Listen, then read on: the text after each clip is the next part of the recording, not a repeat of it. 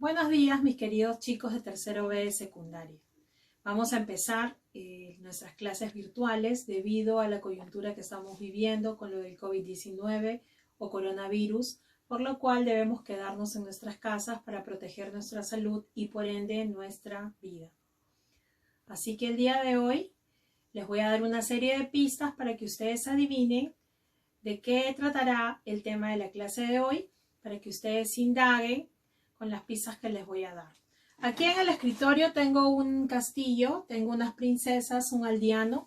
Imagínense un caballero medieval en su caballo blanco con una espada, un monje o un clérigo, unas damas de la corte, ¿no? Y les voy a contar también una historia de un hombre que se llamó Ruiz Díaz de Vivar, al que se le apodaba el Cid, y el que fue calumniado por uno de los hombres de confianza del rey al decir que él se había robado de los tributos que cobraba de los otros reinos que había alrededor. El rey Alfonso le creyó a este hombre de confianza y ¿qué hizo con el Cid? Le dio un castigo ejemplar. Lo desterró del lugar donde ellos vivían y el Cid tuvo que dejar todo, su casa, todo lo que él había ganado con el fruto de su trabajo e irse porque el rey lo había desterrado y si él se quedaba ahí lo podían matar, así que tenía que irse. E incluso el rey Alfonso dio una orden para que ningún pueblo lo hospede, ni lo acoja, ni le abran ninguna puerta, ni lo ayuden, porque aquel que osara desobedecer al rey y que de repente lo ayudara, le iban a quitar todas sus cosas, sus propiedades, e incluso perderían hasta sus ojos, hasta su vida. Entonces el Cid deja en un monasterio a su esposa y a sus dos pequeñas hijas, doña Elvira y doña Sol, para que un cura que era amigo de él los cuide. Y él se va con una tristeza grande, tocando las puertas sin que nadie pueda ayudarlo. En esta historia que les he contado, este fragmento es de una obra famosa que se llama El Cantar de Mio Cid, donde vemos que hay un caballero medieval que está al servicio de un rey, que es el rey Alfonso VI, y hay un pueblo. Les dije en un inicio que había un castillo. ¿Adivinan ustedes el tema que se va a tratar? Creo que sí, lo adivinaron. Es sobre la literatura medieval española. Entonces les pido que estén muy atentos porque les voy a ir explicando sobre la literatura medieval española, ya que ustedes deben tener una serie de interrogantes, ¿no? En qué contexto histórico se dio, qué características tiene y qué géneros literarios se produjeron en esta época. Literatura medieval española. Cuando pensamos en la edad medieval, ¿qué se nos viene a la mente?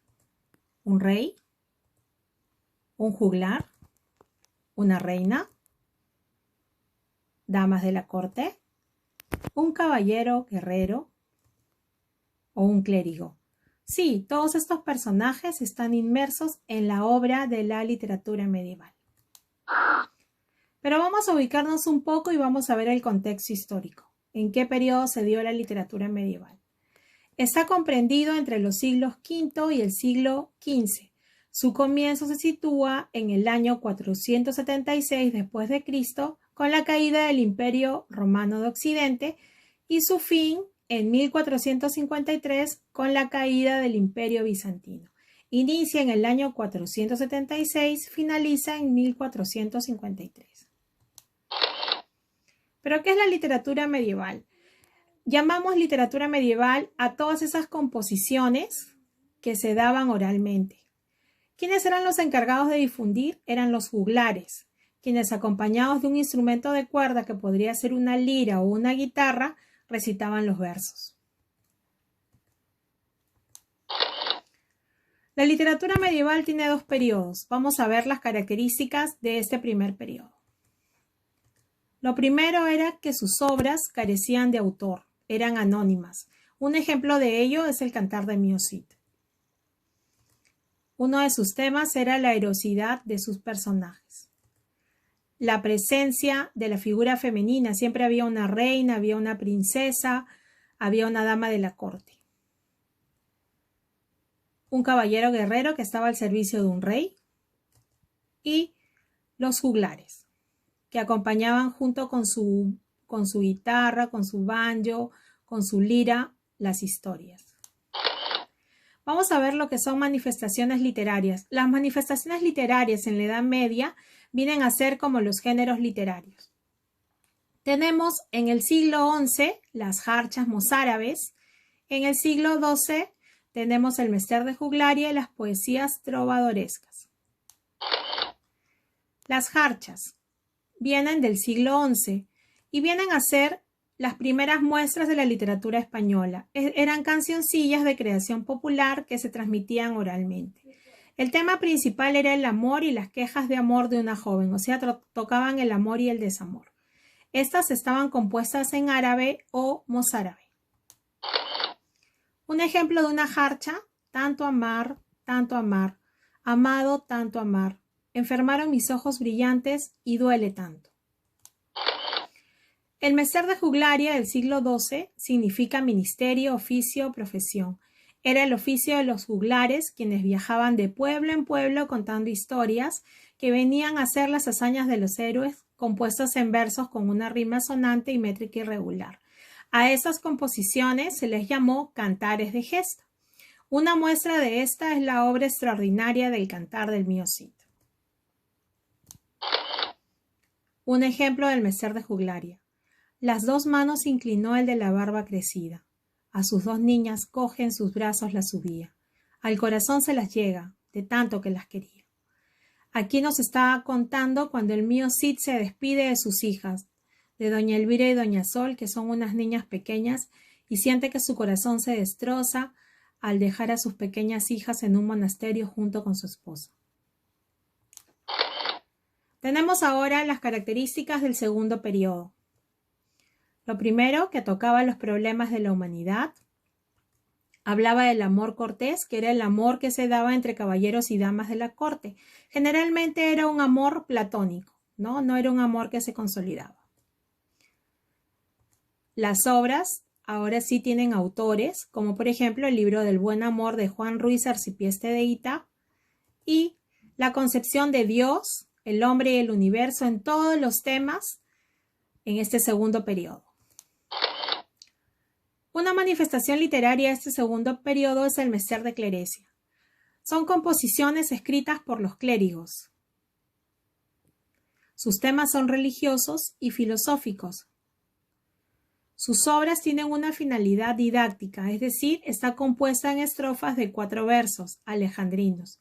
Una obra magistral de esta época es el libro del Buen Amor de Juan de Ruiz Arcipieste de Hita. Un ejemplo de Mester de Clerecia. Amigos y vasallos de Dios omnipotente, si escúchame quisieras de grado atentamente, yo os quería contar un suceso excelente, al cabo lo veréis tal verdaderamente. Otras aportaciones del Mester de Clerecia son el libro de Apolonio de Manuel de Alvar y el libro del Buen Amor de Juan Ruiz Arcipieste de Hita. Tenemos un dato curioso. Es que gracias al castellano, los monjes y los clérigos pudieron traducir gran cantidad de información y grandes aportes a la matemática que habían hecho los árabes por medio de la lengua romance, en este caso el castellano. Los clérigos no sabían árabe, pero como estaban en lengua romance, pudieron pasarlo del latín al castellano. Y por eso tenemos un gran aporte en las matemáticas. El nacimiento de la prosa romance. Alfonso X, el Sabio, impulsó la prosa romance y promovió la Escuela de Traductores de Toledo, la cual fue creada por su... Bueno chicos, a través de las diapositivas hemos podido ver las explicaciones de la literatura medieval, pero vamos a hacer un pequeño resumen de lo aprendido. Lo primero son que la literatura medieval son todas las composiciones o manifestaciones literarias que se dieron en esta época, del siglo V al siglo XV, después de Cristo. Dentro de estas manifestaciones literarias son 2 periodos. El primer periodo, que podemos rescatar las jarchas, que eran composiciones de tono amoroso, traducidas en mozárabe y árabe.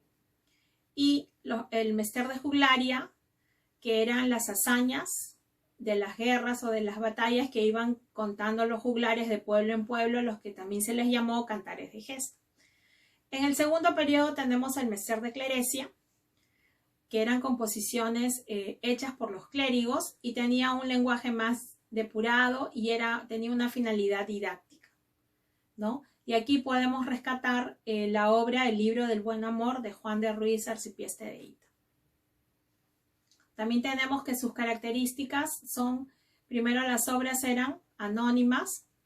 En el primer periodo siempre había la presencia femenina, había un señor feudal al servicio de un rey y se contaban las hazañas de los héroes. Mientras que en el segundo periodo se hablaba de la concepción de Dios, el hombre y el universo, las obras ya tenían autores y tenían una finalidad didáctica. Bueno, eso es todo por hoy. Me despido, chicos, no sin antes decirles de que espero que hayan aprovechado esta clase sobre literatura medieval y con la esperanza de vernos muy pronto y que se queden en su casa. Se despide Miss Marianarias. Chao, chicos.